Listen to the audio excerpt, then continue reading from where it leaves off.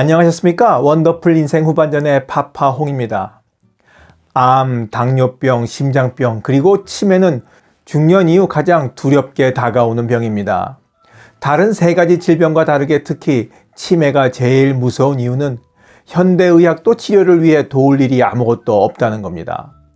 치매라는 진단이 내려지는 시점은 대다수 치매 환자에게는 이미 돌이킬 여지가 거의 없는 시점일 가능성이 높기 때문입니다. 그래서 조기 발견이라도 해서 약물로 병의 속도를 늦추는 것이 중요합니다.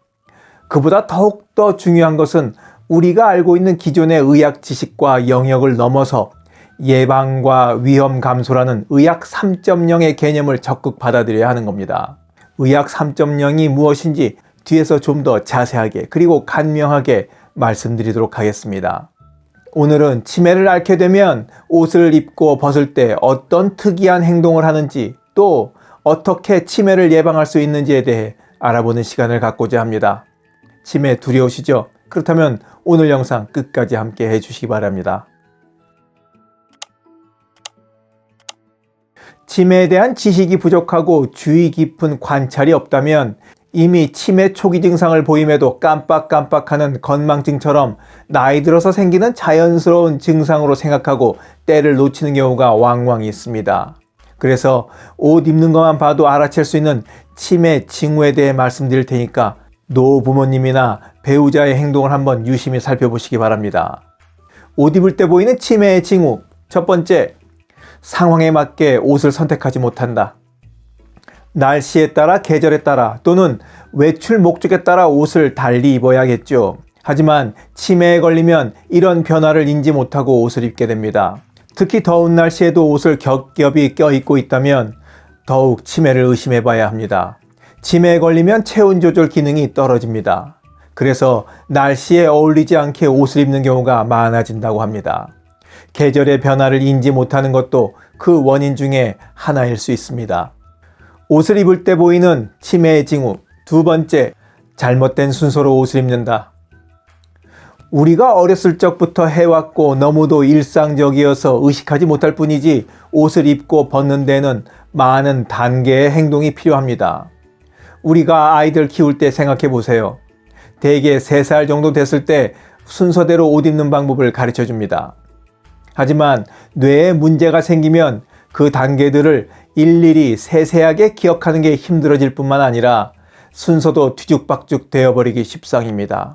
그래서 겉옷 위에 속옷을 입는 일이 일어나기도 하고 바지 지퍼 올리는 것도 잊어버리는 일도 일어납니다. 옷을 입을 때 보이는 치매 징후. 세 번째, 매일 같은 옷만 고집한다. 기억력이 떨어지면 며칠째 같은 옷을 입는다는 그 사실조차도 인지 못할 수도 있습니다. 어딜 가든 무엇을 하든 늘상 등산복 차림을 하고 계시는 분들도 계시긴 하지만 이건 예외적으로 치매와는 구분되는 행동이겠습니다. 치매 환자가 같은 옷만 입는 이유는 안정감 때문이라고 합니다. 익숙한 옷을 입어야 편안함과 안정감을 느끼기 때문이라네요. 그래서 내복이나 옷이 더러워져도 냄새가 나도 갈아입지 않으려고 합니다. 옷을 입을 때 보이는 치매의 징후. 네 번째, 마지막. 무슨 옷을 입을지 결정하지 못한다. 치매 증상 중 하나가 결정을 내리기 힘들어 한다는 겁니다. 그래서 전에는 잘했던 복잡한 일이나 게임 등도 이내 포기해버립니다. 옷을 입을 때도 이런 증상이 나타납니다. 어떻게 색깔을 맞춰 입어야 하는지, 무슨 바지와 무슨 셔츠, 그리고 어떤 자켓을 입을지 결정하는 과정이 너무 힘들어지고 귀찮아 즐겁지도 않습니다. 옷장을 착 열어서 걸린 옷들을 보면 이걸 또 어떻게 고르나 하면서 불안함과 절망감이 함께 밀려온다고 합니다. 지금부터는 징후 말고 앞서 말씀드린 것처럼 치매를 예방하는 의학 3.0의 개념과 전략 원칙에 대해 간단히 설명해 드려 보도록 하겠습니다. 제가 최근 2주에 걸쳐서 흥미진진하게 읽은 전 세계적인 베스트셀러인 도서 질병 해방에서는 인류를 괴롭히는 4대 질병인 암, 당뇨, 심장병을 비롯해 치매를 예방하고 죽는 날까지 아프지 않고 살아갈 수 있는 전략을 상세하게 알려줍니다. 서울 아산병원 노년내과, 여러분들도 잘 아시는 정희원 교수님도 이 책을 읽으면서 무릎을 몇 번이나 쳤는지 모르겠다며 굉장히 강력하게 일독을 추천하셨습니다. 이 책을 쓴 미국 스탠포드 대학교 의과대학 출신인 장수의학과 전문의인 저자는 인류 의학의 발전을 1.0, 2.0 그리고 3.0 시대로 구분했습니다. 의학 1.0 시대는 히포크라테스로 대변되는데 그의 사후 약 2000년 동안 지속되었던 시기입니다. 이 시기 동안의 의학적 판단은 워낙 의학 기술이 일천하다 보니 그럴 것이다 하는 추측에 많이 머물러 있었습니다. 의학 2.0 시대는 19세기 중반 세균론과 함께 출현했습니다. 세균 감염과 전파라는 개념이 도입된 것으로 현재 우리가 경험하고 있는 의학 기술이기도 합니다. 저자는 이제 의학 3.0으로 넘어가야 한다고 강조합니다. 이 새로운 의학 목표는 종양을 제거하고 수술이 잘 되었기를 바라면서 절개 부위를 꿰맨 뒤 퇴원시키는 것이 아닙니다. 애초에 종양이 출현하고 퍼지지 못하게 예방하는 것, 또는 첫 심근경색 사건이 일어나지 않도록 하거나 알츠하이머 치매로 나아가는 길에서 벗어나도록 하는 예방의학이 바로 의학 3.0의 목표입니다.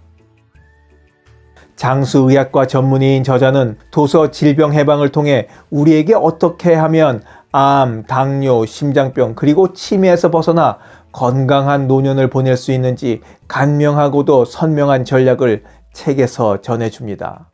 치매에 효과가 있다면서 화투치기나 기억력을 높이는 암기놀이를 하시는 분들이 많이 계십니다. 이런 분들이 심각하게 오해하고 있는 것이 있는데요.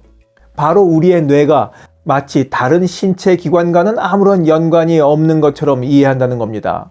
그러니 치매 예방하면 무조건 뇌에 좋은 운동이나 음식만을 떠올리는 겁니다. 뇌에 좋다며 하루에 몇 시간씩 꼼짝도 않고 화투만 쳤다가는 되레 치매를 앞당길 수도 있습니다. 의학 3.0 개념으로 치매에 맞서는 4가지 전략 원칙은 이렇습니다. 첫 번째 전략 원칙. 심장에 좋은 것은 뇌에도 좋다. 혈관 건강이 심장에 절대적이듯 뇌 건강에도 대단히 중요하다. 두 번째 전략 원칙.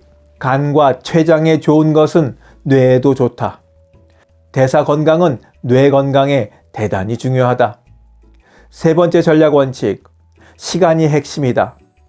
우리는 더 일찍부터 예방을 생각해야 하며 유전적으로 불리한 상황에 놓인 사람일수록 더 일찍부터 예방에 힘써야 합니다.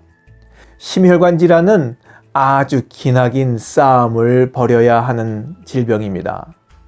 그러기에 하루라도 젊었을 때부터 심혈관 건강에 신경을 써야 하는 겁니다.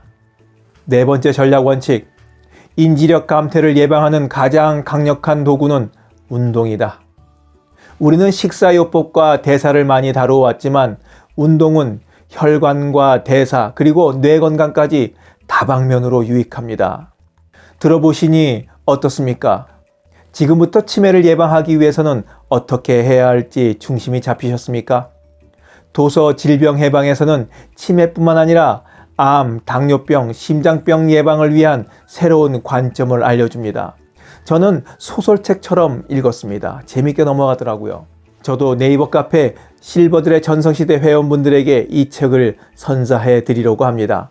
여러분들도 꼭 읽어보시길 추천드리면서 오늘 이야기 마치도록 하겠습니다. 원더풀 인생 후반전이었습니다. 감사합니다.